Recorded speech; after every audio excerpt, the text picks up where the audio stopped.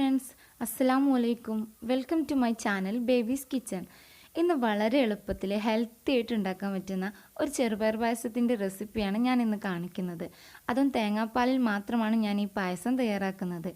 ചെറുപയർ കഴിക്കാൻ മടിയുള്ള കുട്ടികൾക്കും വലിയവർക്കും ഒക്കെ ഇങ്ങനെ ഒന്ന് ചെറുപയർ പായസം ഉണ്ടാക്കി നോക്കൂ, വളരെ ഇഷ്ടമാവും.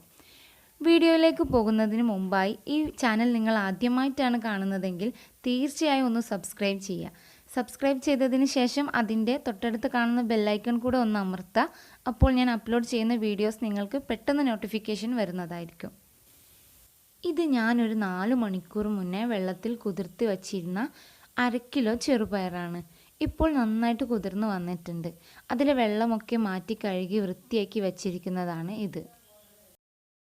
ഇതിലേക്കിനി വേണ്ടത് 2 തേങ്ങയുടെ പാലാണ്. അതിനു വേണ്ടി 2 തേങ്ങ ഞാൻ ചിരകി വച്ചിട്ടുണ്ട്. മിക്സിയിലിട്ട് ഒന്ന് അടിച്ചെടുത്ത് ഇതിൻ്റെ തേങ്ങാപ്പാൽ നമുക്ക് മാറ്റി വെക്കണം. 1-ാം പാൽ, 2-ാം പാൽ, 3-ാം പാൽ ഈ രീതിയിലാണ് ഞാൻ മാറ്റി വെച്ചിട്ടുള്ളത്.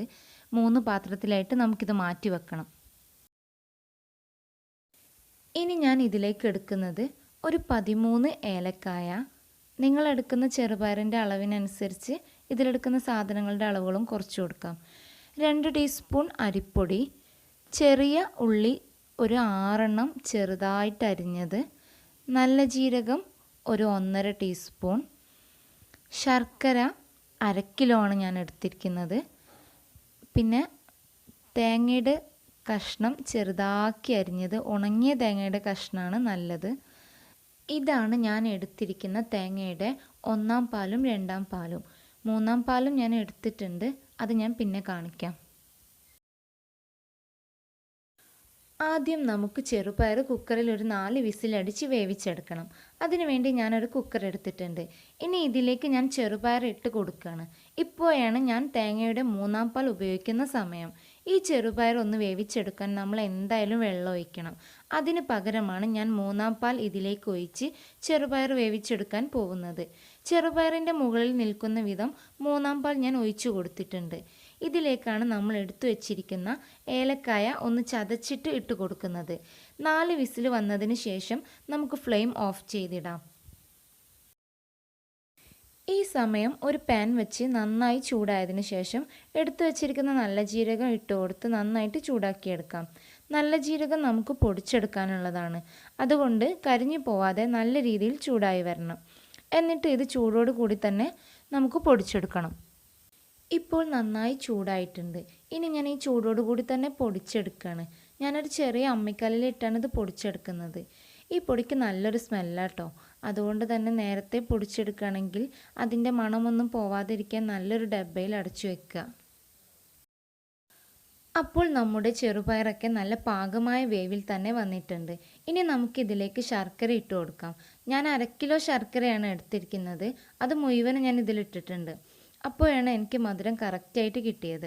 നിങ്ങൾക്ക് വേണമെങ്കിൽ ശർക്കര ഉരുക്കി ഒഴിച്ച് കൊടുക്കാം. ഞാൻ നേരിട്ട് തന്നെയാണ് ഇതിൽ ചേർത്തിരിക്കുന്നത്. മധുരമൊക്കെ നിങ്ങളുടെ ഇഷ്ടത്തിനനുസരിച്ച് കുറയ്ക്കുകയും കൂട്ടുകയൊക്കെ ചെയ്യാം. ഇത് നമ്മൾ എടുത്തു വച്ചിരിക്കുന്ന 2 ടീസ്പൂൺ അരിപ്പൊടിയാണ്. ഞാൻ ഈ പൊടിയിലേക്ക് കുറച്ച് തേങ്ങാപ്പാൽ ചേർത്തിട്ട് മിക്സ് ചെയ്ത് വെച്ചതാണ്.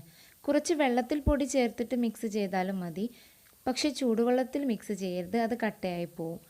ഇത് ചേർക്കുന്നത് നമ്മുടെ പായസം കുറച്ചൊന്ന് തിക്കായി വരാൻ വേണ്ടിയിട്ടാണ്. അങ്ങനെ ഞാൻ ഈ അരിപ്പൊടി കലക്കിയത് ഇതിലേക്ക് ഒഴിച്ചു കൊടുത്തിട്ടുണ്ട്. അതിൻ്റെ കൂടെയാണ് നമ്മൾ എടുത്തു വച്ചിരിക്കുന്ന 2-ാം പാൽ കൂടെ ചേർത്ത് കൊടുക്കുന്നത്. പിന്നീട് ഇതിലേക്ക് നല്ല ജീരകം പൊടിച്ചു വെച്ചത് ചേർത്ത് കൊടുക്കുന്നുണ്ട്.